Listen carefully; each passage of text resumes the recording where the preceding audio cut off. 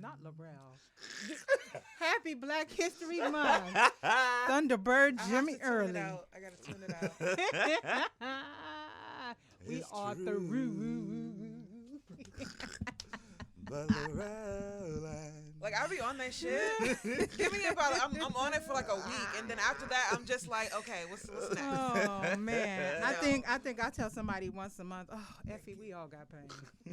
Ooh, I'm gonna start saying Right, that. that's just like- I haven't made it to that one yet. I haven't made it to that one That yet. and the other one. What about what I want? Turn the wigs around. Right. That's the shit. My Effie line is, am I ugly to you, Curtis? Like, When there is a problem, the only solution is to turn the wigs around. Turn the wigs it. around. We It's gotta shift sophisticated the looking. perspective. God. Oh man. am I ugly to you, Curtis? Oh my god. Listen, look,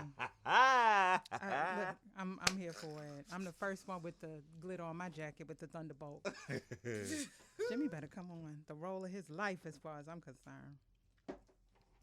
Episode You- 5. You're choosing Dina because you You like the way excited? she looks. I am excited. Who is your last? Nobody you can said see her on a record.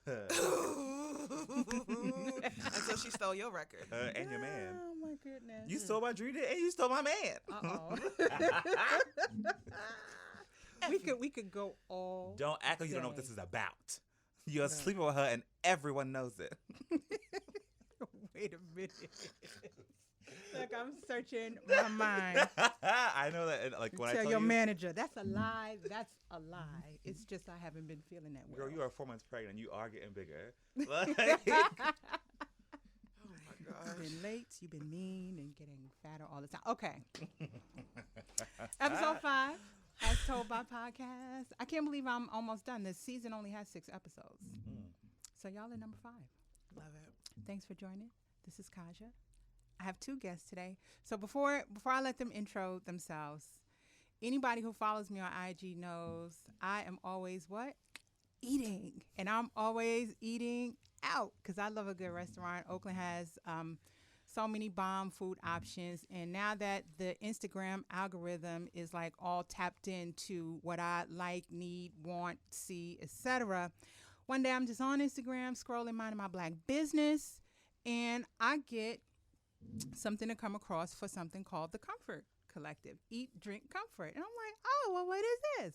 And so I click into it, and I'll be damned, it's a price fix menu at a restaurant that I've been wanting to try. So I started digging around in it, and I'm so glad I did because I got tapped into this collective community of culinary and beverage genius. So that's my guest today. So I'm going to let them go ahead and introduce themselves, and I'll start with you.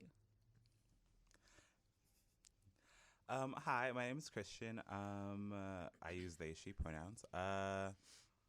And yeah, I started cooking when I was a kid with my mom. I naturally progressed into taking professional classes. I am a graduate of the Culinary Institute of America and an alum of Chez Panisse, which is an institution in Berkeley. An institution. And yeah, that's kind of my background with everything that I've been doing. And with the Comfort Collective, myself and Sade co-founded it. Okay, wait, because we're going to get into that. Okay. But go ahead and introduce yourself as well. I am Sade Stamps. Yeah, I think you hit it on the nose with the beverage genius. Okay. I like to call myself a libation liaison. Come on, verbiage. You know? I like that. I like that.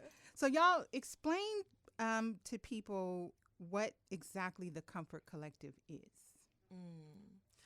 I like to say that the Comfort Collective, it literally is that, but like extra emphasis on the comfort part. It's been really valuable for us to continue to just like speak to comfort in like everything that we do. The comfort that we can offer our team of people who help us, manifest and make our dreams, a reality at every pop-up that you've seen the team. Mm-hmm. But just a lot of emphasis on the comfort part. So, comfort came, I guess, into fruition Just with, I really just think like people who like believe in the vision, that like Black, queer, and like trans individuals can like have comfort, can create comfort.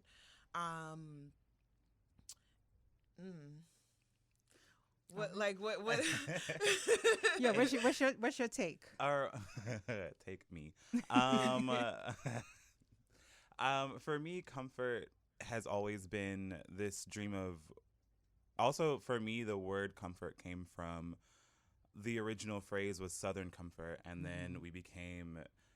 It was like trying to play with those words of like how do we want to call ourselves and encapsulate like our Blackness and our queerness and our community and our collective vision of like experiencing like communal gatherings, and that's kind of where the Comfort Collective came from. And tying in like the Southern comfort because we both do have roots in the South, and just also wanting to create comfortable workspaces with like being Black and being Black femmes in this industry is hard. Like just to be Black in a restaurant workspace is hard. To be a femme in a restaurant workspace is hard. To be queer in a restaurant workspace is hard. And then to be all of those things at the same time. And wanting to be taken seriously and wanting to be compensated appropriately and wanting to feel safe and wanting to exit and wanting to anticipate joy going to work and like wanting to not feel like you're trudging to work. Yeah. Like that is like because like we were very much like, why don't we just build a table? Okay. Because we've had to stand behind someone at every table we've been involved in, and we want to build a table that the legs are love, the tabletop is understanding. You know what I mean? It's like I love that. And we're gonna fill the chairs with people who look like us and identify like us, so that we're taking care of us. And that is my word vomit on what the Comfort Collective Period. Look. Well, y'all did that. That was accomplished. And I know you started to talk about it a moment ago, but just go into it a little bit more about each of your backgrounds in the food and beverage industry. And Sade, we'll start with you. Ooh, I think I really like my inception story about the industry. I started in, well, okay, no, we don't have to talk about that part. But I started in That's like a really we're gonna get back to that. In a really very divey family restaurant. The owners had children, so they encouraged the family aspect, but it was definitely a dive bar. It was fashioned after a pirate ship, and come on, Buccaneer.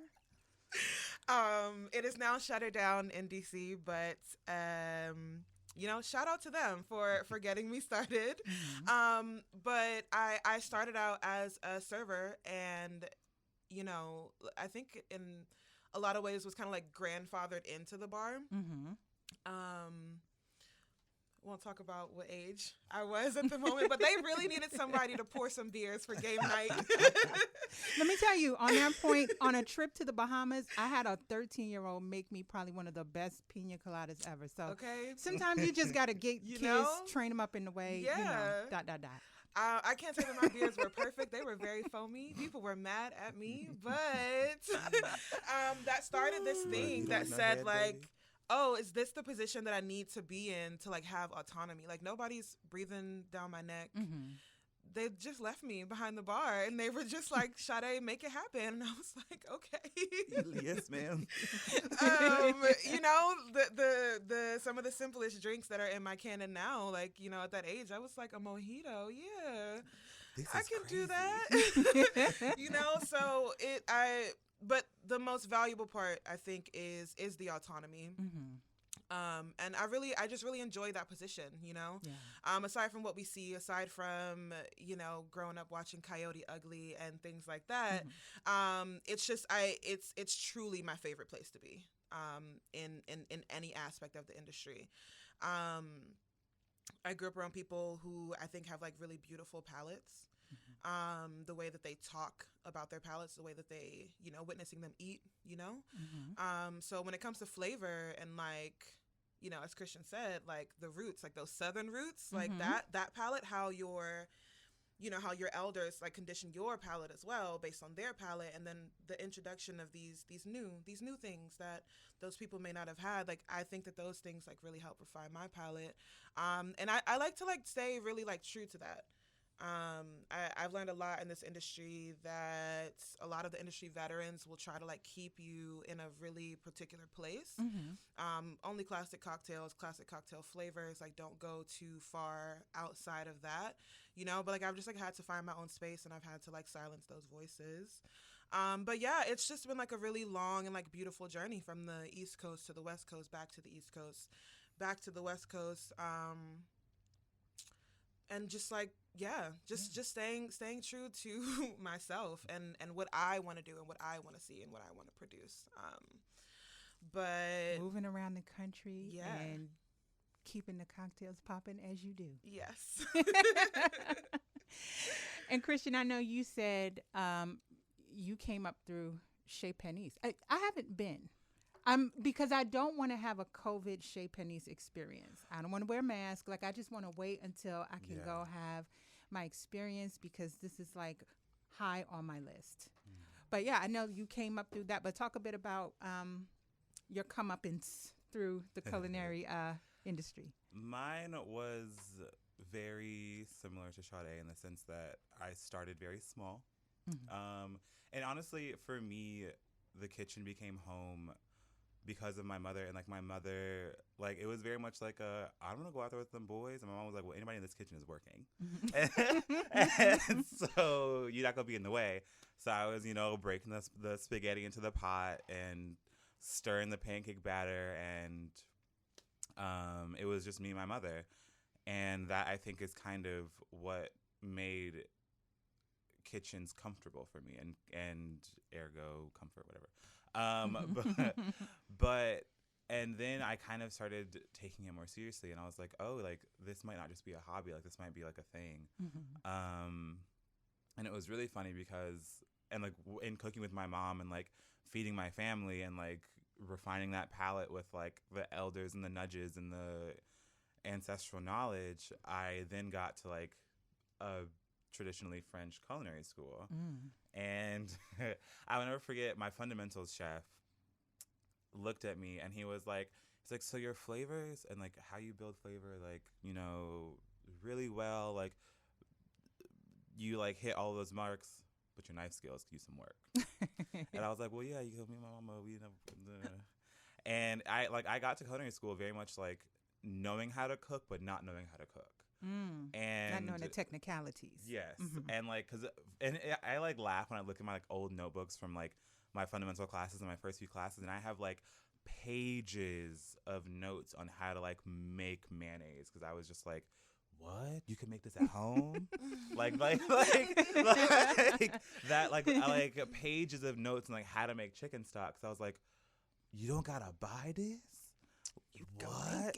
Like, you can make this? This is crazy.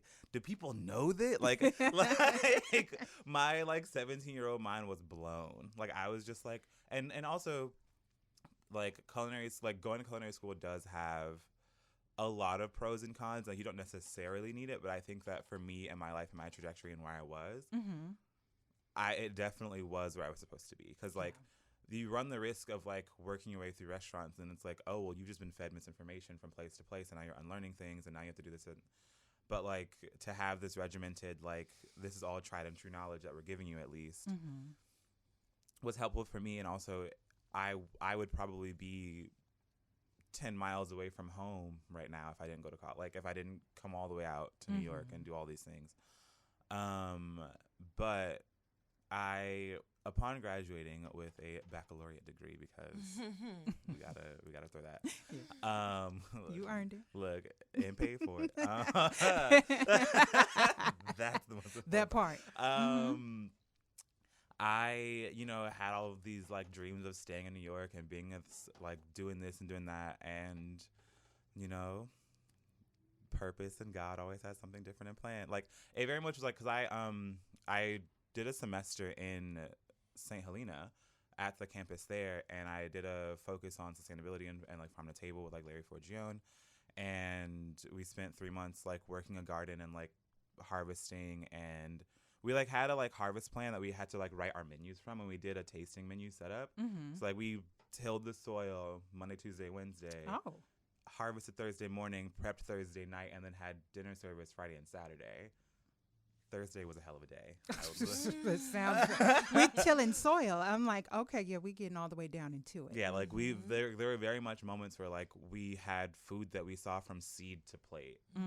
And the garden manager of that program was like, oh, hey, like I did a farm internship at Bob Kennard's farm. He's the the primary farmer for Chez Panisse, And I was like, oh yeah, like, I'll use this connect and like apply for this internship, but like I have these things in New York, I have these things in Dallas where my mom is, and and it was just like I applied for it because the connection was there. Yep. And of course I get back to New York, I graduate, and plan A, B, and C falls through. As it always does. And the funny thing was, I got an acceptance email from the Kennard Farm internship, like the week, like the Monday of my like finals week, and I was like too busy. I was like gonna just respond and be like, oh, thank you so much for the consideration, but like I'm going in this direction or that direction, and da da da da. And then A, B, and C all like while I'm taking finals, I'm getting like rejection email. And I was like, well, let me tell my mom I'm going back to California for 3 more random months. And my mom was very much like, if you move across the country again, you're doing it by yourself. We're not doing this no more. No. She said, we're done. But shout out to the people who move away from their hometown Yeah. to try it out. I mean, it's not like they lock the doors behind you. If you want to go back, you can. Yeah. And so I came back here for this internship and lived on a farm for 3 months. It was beautiful. It was gorgeous. Like it also was another like mind elevating experience of like interacting with food in a way of like, because Bob Kennard, the way he talks about food and growing food, like he's still considering flavor. Like when he's talking about like soil and when he's talking about like tilling and harvesting and when to harvest and all of these things, like he's still considering like macro and nutrition and like flavor and like this, that, and the third. And it was also for me, I did the internship because I wanted to be able to communicate effectively with farmers. Yeah. Because I knew that's who I'd want to be interfacing with once I do enter this realm. Because some chefs will be like, oh, well, I want boysenberries and I want figs and I want artichokes. And it's like, that's not in season. It's like, that's not in season. And also, I don't have a fig tree.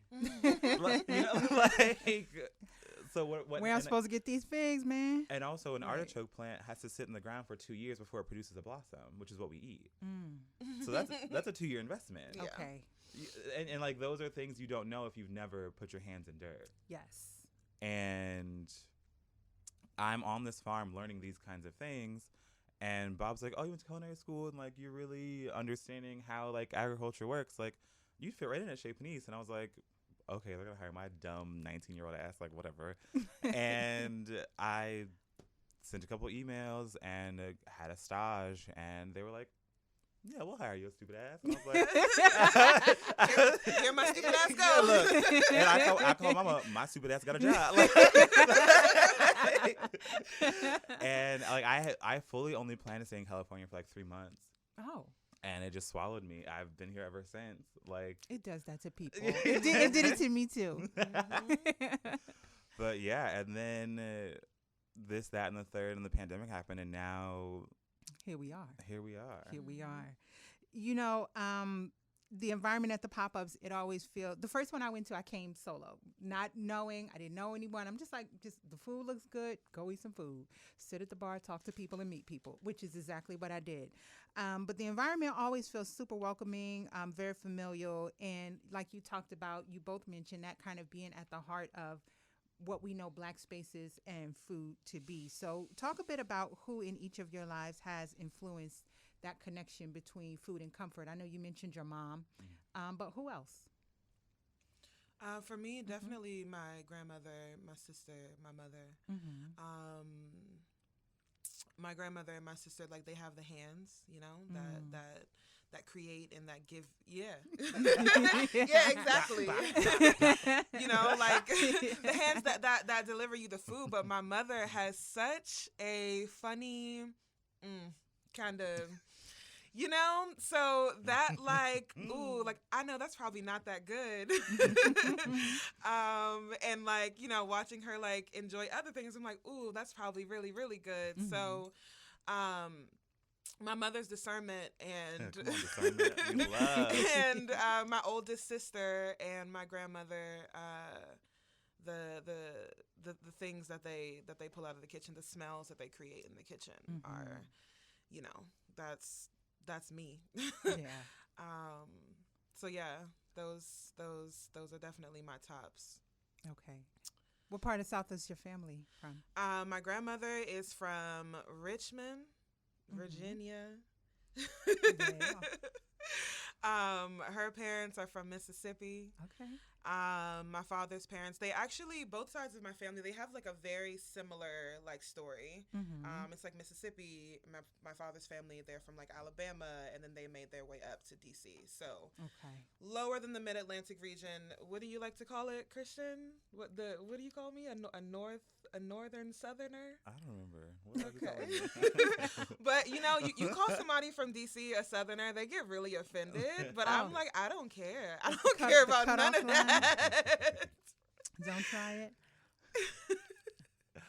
I think similarly, my mother. I think for me, my mother is like the centerpiece of my association with food and my father too. Is both my parents are really good cooks. But just the relationship with, because like my mom was very much like the person who made sure we were fed every day, and my dad was very much like I want to make my dad was like I want to make something fun. So like on Saturday I'm gonna spend all day and like make etouffee.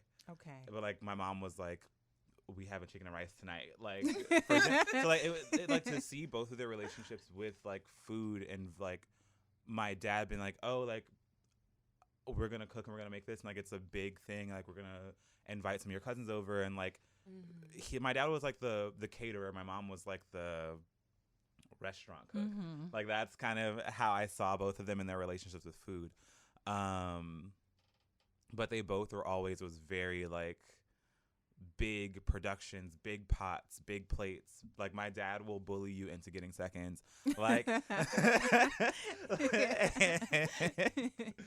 and somebody gonna eat this food. Yeah.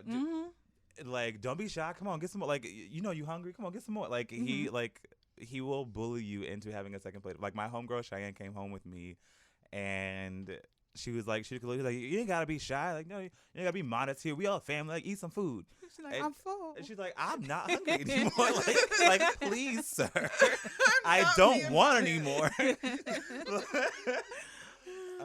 And just like that community and that like generosity with food, I think, is my like how I associate. I think that's what comes through whenever I'm helping curate this atmosphere for comfort. Yeah, is like, it's gonna be fun. It's gonna be this. Bring everybody. What are the lyrics to having a party? Like, like that. I think is what rounds out our comfort atmosphere.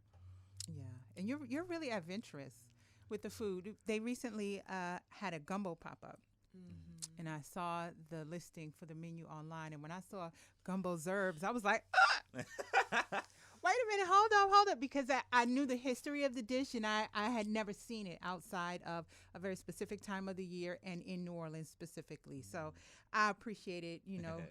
It's not an easy dish, I would imagine, to make, because there's so many components involved, but it was really good, by the way. Thank you. Very good, very good.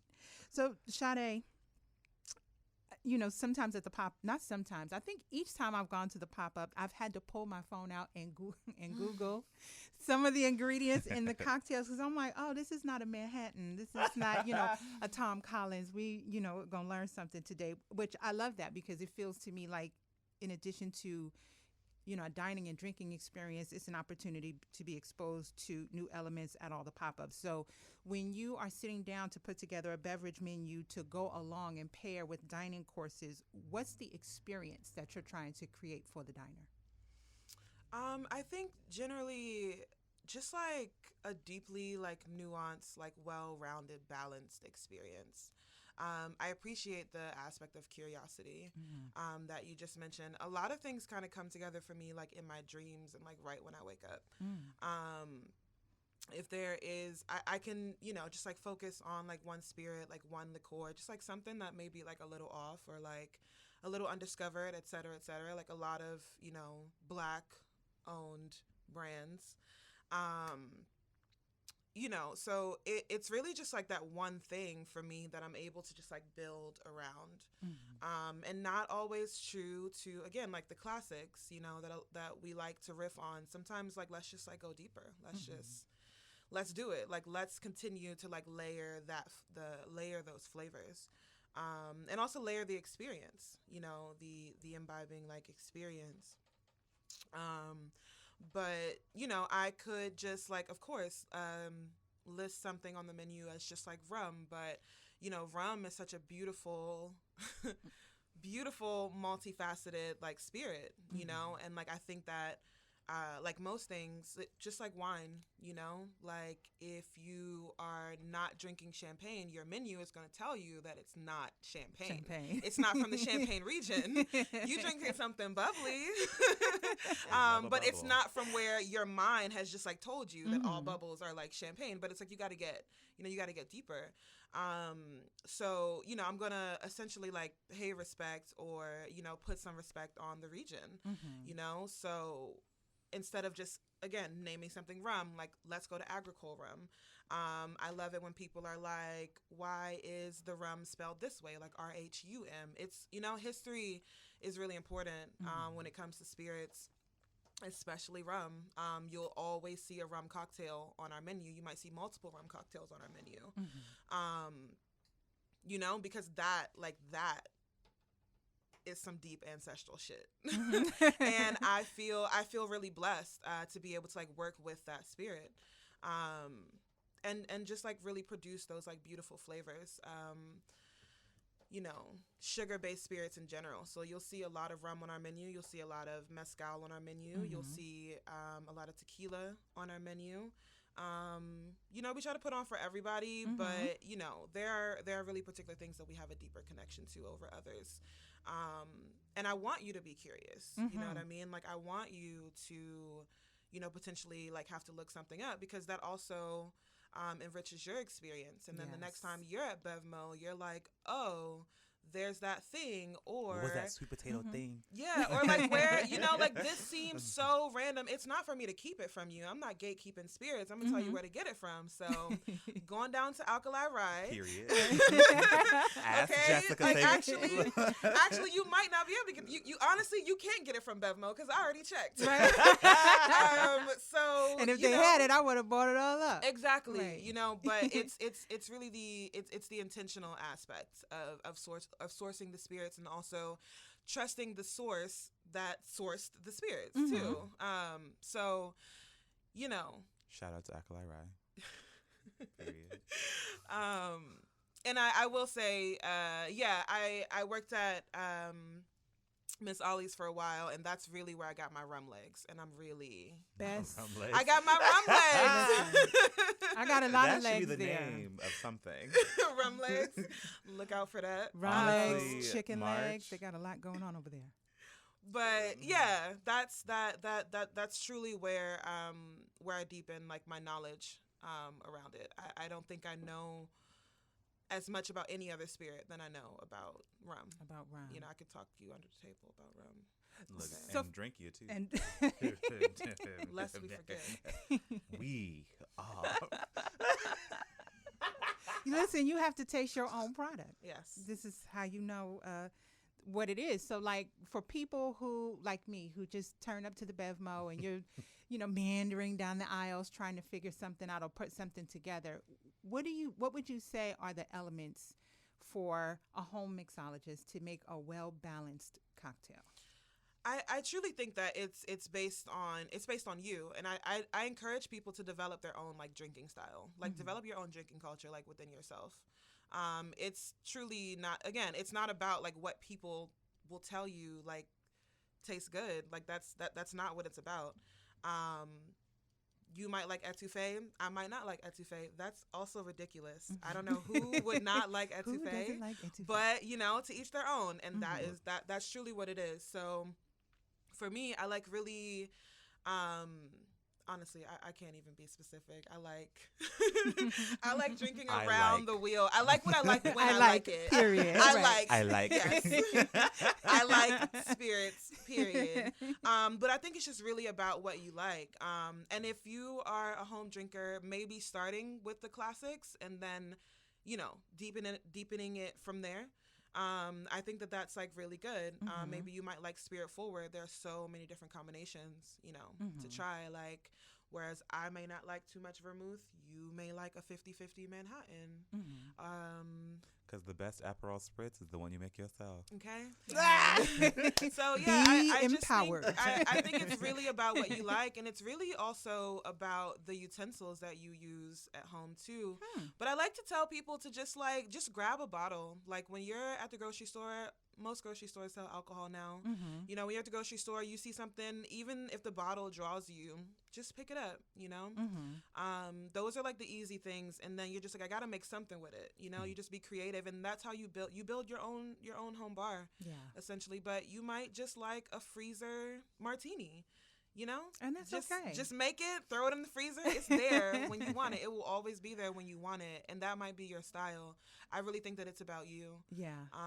And I just try to approach things in a way that, you know, most people will like appreciate it. You don't have to like be in love with it because we have so many different palettes. And you can get something else. I think I'm trying for the first time. Somebody gave me, as a Christmas gift, a sparkling, I don't remember the name of it exactly, but I know it's a sparkling citrus wine from Domaine Chandon. So what I like about their winery in Napa specifically is they have sparkling flights, and a lot of the wineries don't have that. I love a Chandon. And the cheese plate. And the charcuterie. No, but look, I need you to get to Rotary Estate. Oh. Because that one.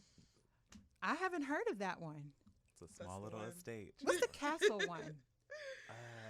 I know the big castle. I've been to that one. Look, I forget what it's called, but I've been there. Okay, I usually, I like a Kendall Jackson myself. Roll up in there on Robert Mondavi. But you know, Mondavi, may he rest. Good rest. An everlasting peace. So Christian, the menus, right? So let's get to, first of all, the environment, right? I do like a fine dining and upscale dining experience, but when I have little Kim in the background, period. I used to be scared of it. Now I throw lipstick. Like, this is how I want to dine personally. This is the way I choose to eat. But the menus, they always feel really well thought out and intentional. There was one specifically, I think about this meal from time to time, because it was so good. It was the curry carrot soup. I knew you were and it was, wait, I'm going to walk you in the plate. It was the curry carrot soup, the seared duck breast. Let them use you. The celery, the braised celery, and it was a sweet potato puree. And then it was the rum cake it was a ginger cake that tastes like the ginger snap, and it was the rum ice cream. This was months ago, and I'm still, like, I could tell you everything that was on the plate because it was like... Oh my God! It was so good, but sweet. Thank you. It was bomb. The menus, they're always really well thought out, and it feels like you're kind of taking people through an experience versus just putting things on a menu for people to pick and kind of create their own. So when you're putting together the menus, is that something that's in the forefront of your mind, that you're wanting to walk the diner through a certain kind of dining experience? Yes and no. I feel like my mind is very much my mind is like a file cabinet that fell over. And it's like it's a file cabinet from a section of the library, and it fell over, so all the like content's kind of related. But like, you just be picking up like, oh, look, these two fit together. And honestly, the same as Sade, like I just be having dreams. I've like woke up and text Sade like, oh my god, so in this dream, like what if we had a gumbo pot? Like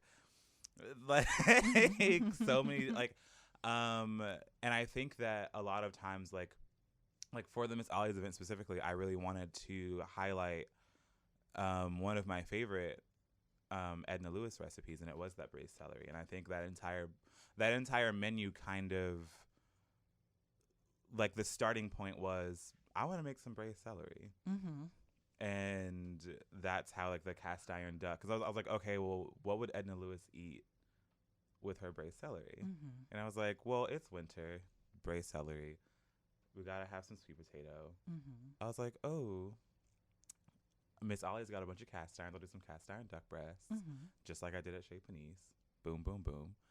And it kind of was like, oh, and we're at Miss Ollie's. I'm thinking about Edna. I'm thinking about Tony Martin Tipton. I'm also thinking about Sarah. I'm thinking about like honoring her space. And I'm like, let's, kind of nod towards the Caribbean. And like these scallops, we'll put a little bit of jerk seasoning on them and some fried cassava, a little chicory salad to keep it bright, keep it fresh. And also a little bitter, a little spicy, a little aioli to dip your and it's like it just snowballs, and then it's like it's gonna be cold. Carrot soup, curried carrot soup.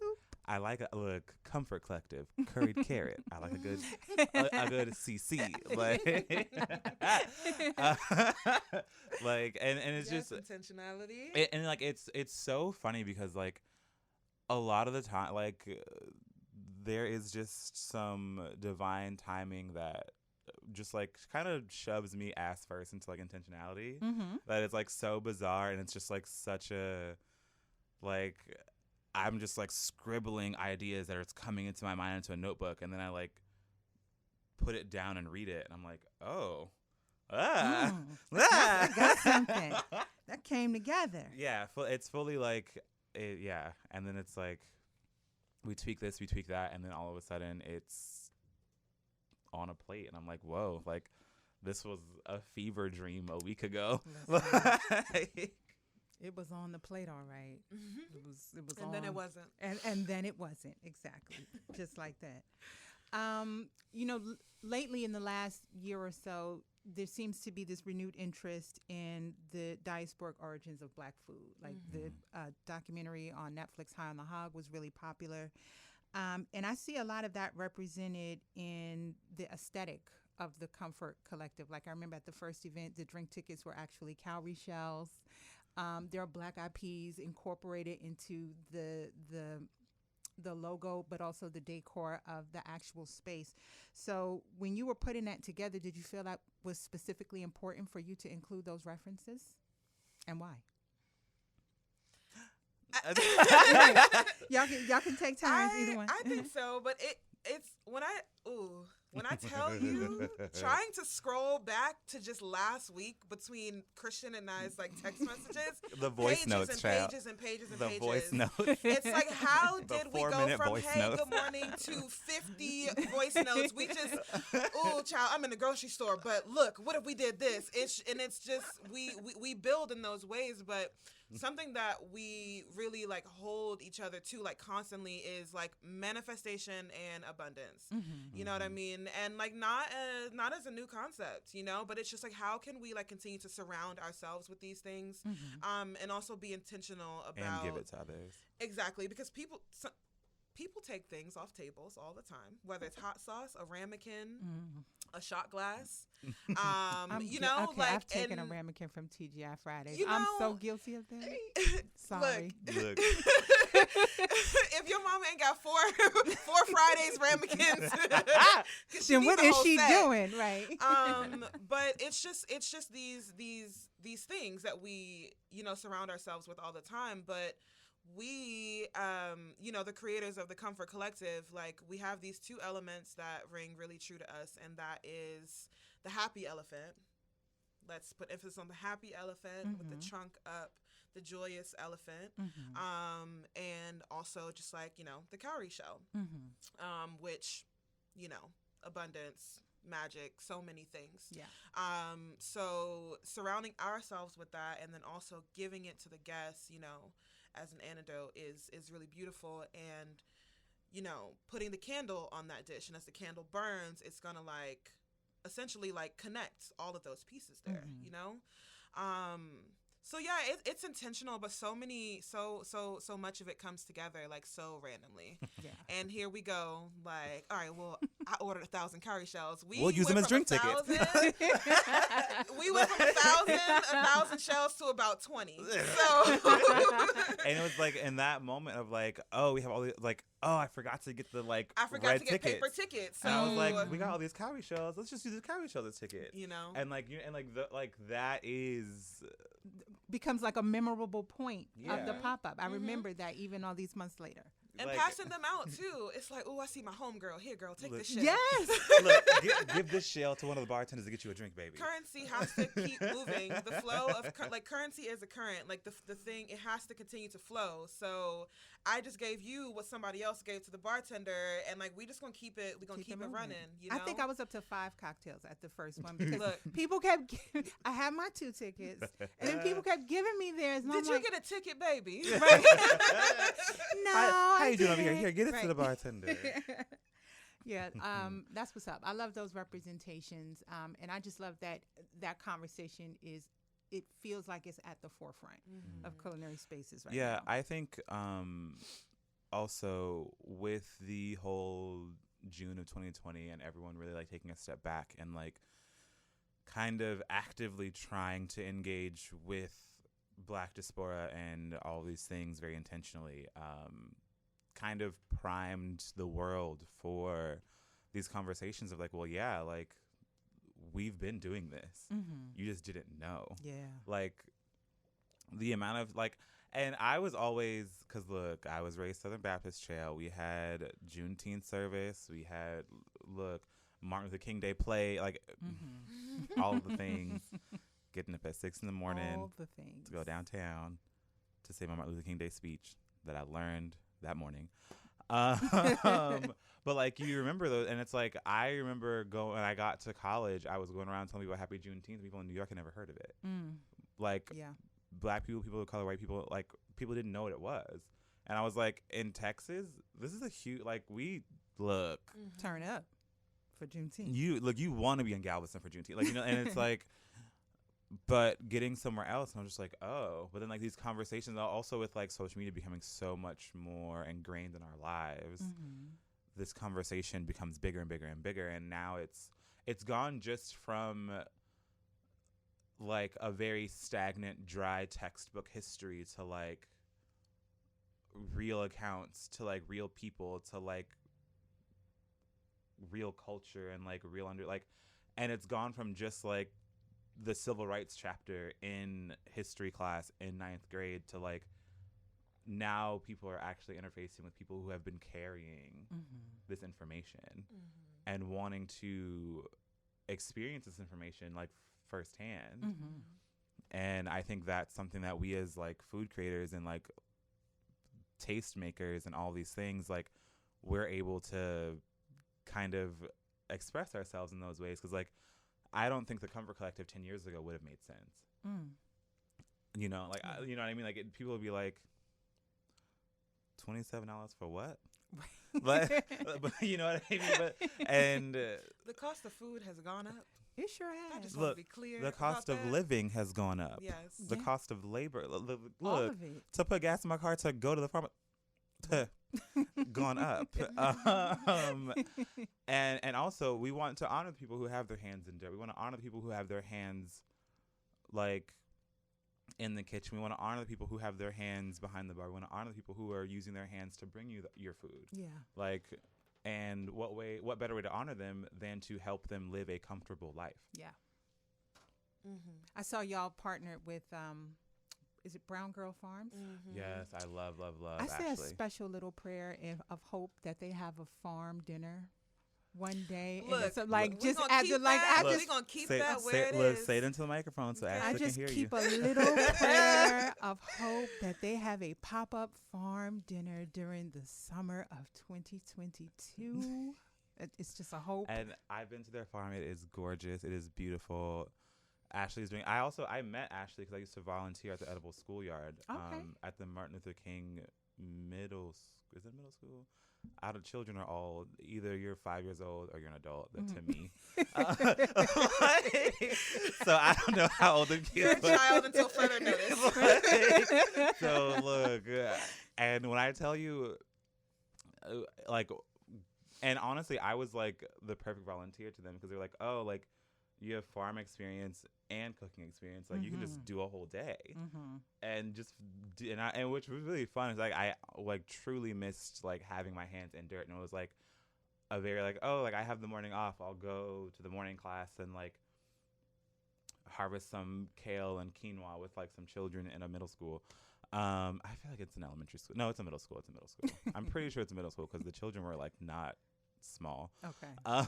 Where there is a Martin Luther King Elementary, there is a Martin Luther King Middle School. I think it's Malcolm. Oh, it's middle school because Malcolm X Elementary is in Berkeley and Martin Luther King Middle School is in Berkeley. Okay, it's a middle school.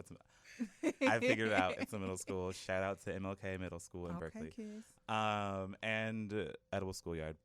That's where I met Ashley, and we just hit it off, bonded, and became friends. And she had this dream, I had this dream, we would talk about it, and now it's crazy. 4 years later, like we're both like fucking doing it.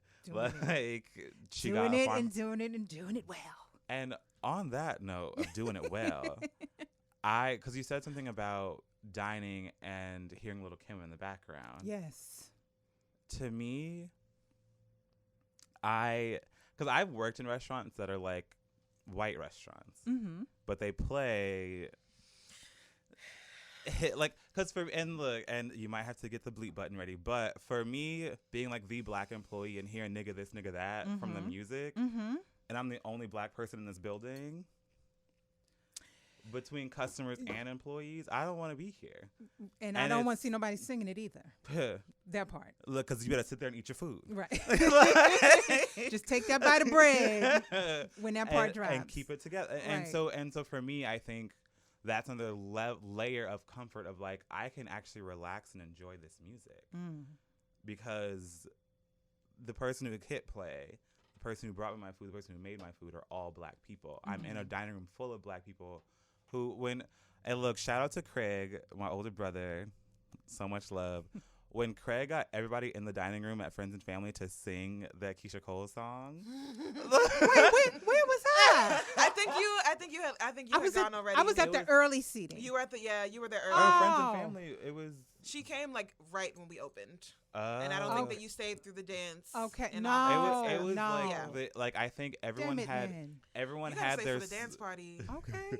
Everyone was eating their scoop of rum ice cream, and Love by Keisha Cole came on, and my brother, look, if y'all think I'm a character, look.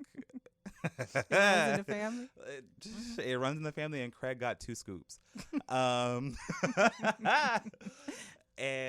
I'm in the back, like cleaning up, putting the last scoop of rum ice cream on the last dessert so the photographer can take a picture of it. And I hear my brother from across this loud dining room with his lone voice at the top of his lungs, screeching along with Keisha Cole. Oh, Lord. And then the table next to him joins in. And the table next to him on the other side joins in. The table next to them joins in. Next thing I know, there is a chorus. Look, now I've joined in. Look, it's swept over me too. And now the Holy Ghost has everyone in this room screeching Keisha Cole.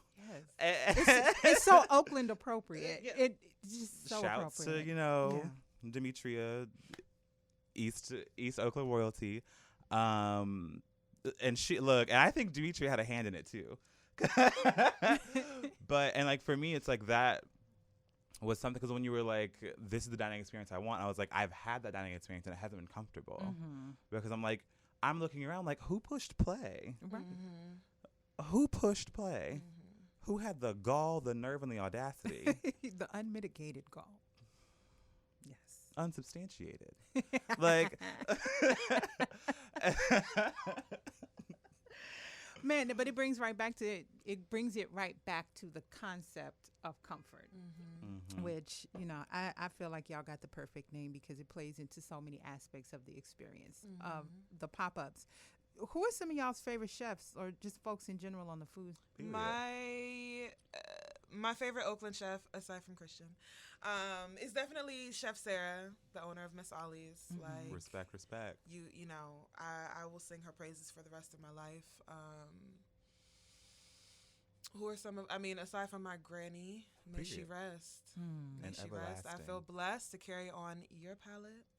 Everlasting peace. Everlasting. Definitely Edna Lewis. Edna Lewis has given me a lot of cocktail inspiration as well. Who are some of your favorite chefs, Christian? I mean, locally, you know, props. Sarah holds the crown for Oakland, and for like Black diaspora. Like, Sarah does things with such intentionality and integrity, and like, you know, and like I think Sarah and I both share the same. Like, I'm gonna give you something simple done very well. Like, there's no frou-frou, there's no nothing. Here's a bowl of oxtail and some rice with like a whisper of coconut and some peas. Like, you know, and but it's done so well. Like, you know, like there's no hiding behind, and there's no this, no that. It's like you're gonna taste that molasses in those oxtails. Like, you're like. Your nose gonna be running when you finish your jerk chicken, like, you know, and like, it's just like, to rip Alice's favorite line, it's simple food done well. And I think that's something that I definitely learned at Chez Panisse, but I also learned working with Sarah how to do that with our food, and keeping it clean, keeping it fresh, keeping it vibrant, and not just like drowning it in this, that, and the third, and making something. I think the farmer. The what? Knowing the farmer. Knowing the farmer. Yeah. Oh, speaking of knowing the farmer, the cook and her farmer, I have met her Vivian? once. I love her. That oh, we're here. chicken liver toast. That chicken liver toast. You met Vivian? I mean, she's next door to Sarah. I've met her once or The cook twice. and her farmer, the owner, Romney. I've met her once. Charge my head, not my heart. I did not know her name. I'm thinking about the wrong person. Sorry, scratch that. Oh, I don't know. I've like met her once. The owner of the cook and her farmer, her name is Romney Steele. Shout out to Romney Steele and her chicken liver toast. I could eat that toast every day. I could. It's so, and also another Black-owned establishment. Period. Okay. I correct that. No, Vivian. I was thinking about somebody else. But those two those are kind of like who I've been just engorging myself with in Oakland. I think inspiration-wise, I'm not gonna lie, I love a kooky white lesbian, and she was the first queer person in the kitchen that I ever saw. Her name was Anne Burrell. She had a cooking show. When I was like, when I tell you, I also have notebooks because like I got accepted to the Culinary Institute of America, and was like, okay, I need to prepare. And like I heard of her, and she was also an alumni, and she had a cooking show on Food Network called Secrets of a Restaurant Chef. And bro, with the spiky, spiky hair, wore a pencil skirt, and the kid was the chef of a restaurant in New York City wearing a pencil skirt every day, pencil skirt and some clogs. Yeah, like she was the first representation of like queerness and like being a feminine kitchen and like not really giving a fuck and like standing in your femininity in a way that like you're gonna listen to me in this pencil skirt and this like camouflage pencil skirt. Like, shout out to all the Food Network babies. Because I could have been outside. However, I was writing notes on how to make chicken cacciatore. Like, man, this is I'm so glad to hear y'all say this, yo. I feel like I'm not alone because I watch all day. Anyone who comes to my house is like within the last 2 weeks, they're like, why are we watching this? That's your story. Create TV. Right, that's my story. I watch Create TV. So it's Kevin Belton, it's Jacques Pepin, it's Ellie Krieger. It's Ming Tsai. It's my favorite, Stephen Reichland. These are people who, like, if I saw them in the street, I would have a fan out reaction, and people would be like, "Who the hell is this?" And I'm like, "You don't know Stephen Reichland, right?" Google it, son.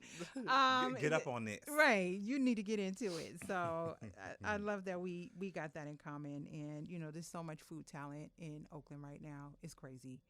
Do y'all see the collective always being a pop-up, or do you foresee this moving to brick and mortar in your in-state dream?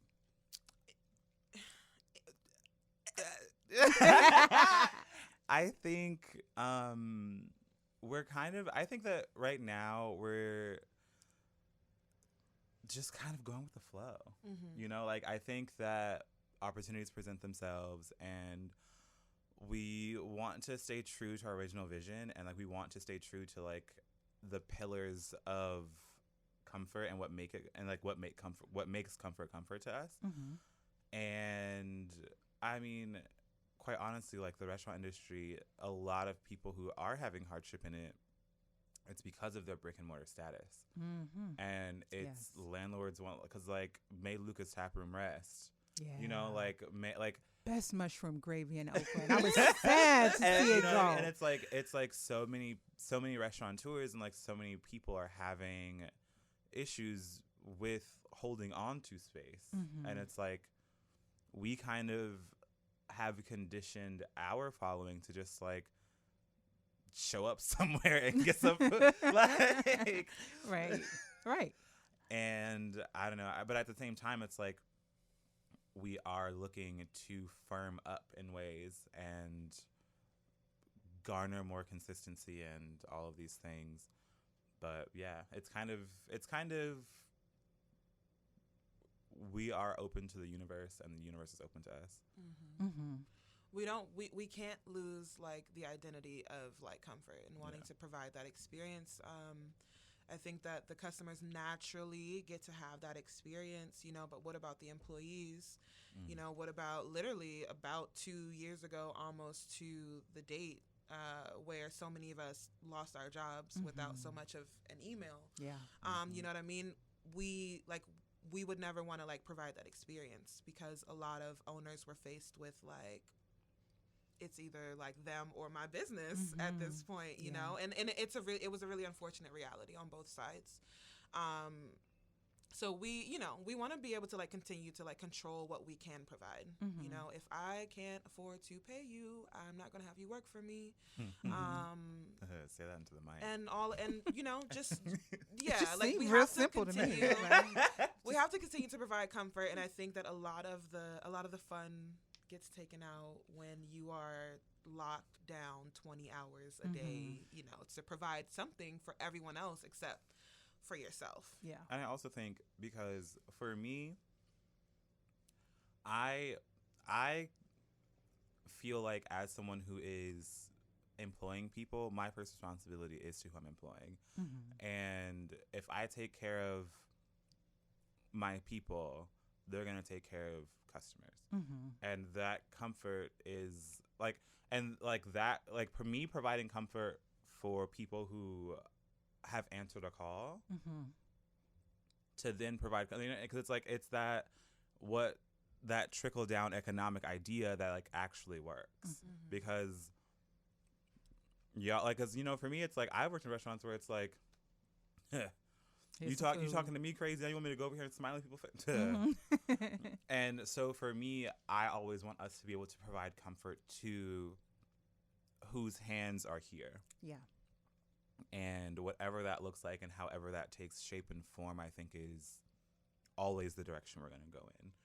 And also being able to sustain that direction is also very vital to us, because I don't want to owe nobody else no money. Like, you know, like, Sally Mae already got my left foot. Like she's changed, you know, she's Navient and now Aid Vantage. Look, she's a morphing bitch. The names may change, but the payment but the game is the same, right? Okay. Like, so I don't, you know what I mean? It's very much, and also just to be able like to do things with integrity means to move with integrity, and we can't do that if we're having to cut corners. Like, Yeah. and that, I think that is the summation of my ramble is we're going to do whatever we can do sustainably without cutting corners. Yeah. What's next for this year? We're at the top of the year, more or less. We have chosen to rest for Black History Month. My Black History Month Okay. full of rest. Okay. Because I'm not doing no Jubilee fish fry for Black History Month, child. I'm not Oh, doing I no. like a Jubilee fish fry. I sure do. With a pound cake. I was like, I'm not shucking and jiving for this Black History That's Month. right up child. my alley. I think that, I guess, to tie in the last question and this one is to just like further root ourselves like Yeah. in our pop-up design. There are lots of beautiful things in the works, as we pull them down from over our heads. We got Everything's in some, the air, we got child. some, we cooking. We got, Cooking with gas. something going on. Okay. This has been one of my favorites. I'm so glad y'all came. And just let people know where they can find you on social media if they want to follow and take a look at past pop-ups. You can find us at Eat.Drink.Comfort. Come on and rehearse. Yes. You can catch us at our pop-ups too. I find that like Christian and I, we are in-person people. Yeah. Honestly, I've said this to Sade before. I'm like, we both run our Instagrams and the Comfort Instagram very much in like like Beyonce. the Beyonce model of Instagram. Like, I'm just gonna post something with no context and like maybe a description, maybe not, and like y'all can figure it out. Okay. But as soon as we have something going on, Instagram is always the first place. Instagram, has been a good place. We do have a people to newsletter in figure the out works. pop-ups. On our website, we have a place to submit emails. We're still gathering them. The website is Eat.Drink.Comfort.com. Okay. No dots. No dots. No dots. Okay. I love me some dots though. And I love you some underscores. So, to that point, y'all can also check out some of my past posts with pictures from the pop-ups that I've attended. You can follow me at either of my socials, K in the Bay, KAY_IN_THE_BAY_. Or if I love underscores. Or if you want to follow me on my personal page, get to know me a little bit better, you can follow me at Kahja versus Kahja, which is KAHJA_VS_KAHJA. That's episode 5, as told by. The next episode will be the last for season 1. More to come on who the guest will be, but this episode was bomb. Thank y'all for coming. Thank you for having us. Thank you for indulging my word vomit. Come on, word salad. Word salad. Word salad. Yeah, that's we'll better. take that too. All right. Closing out. Thanks for joining y'all. Peace. Cheers. Bye.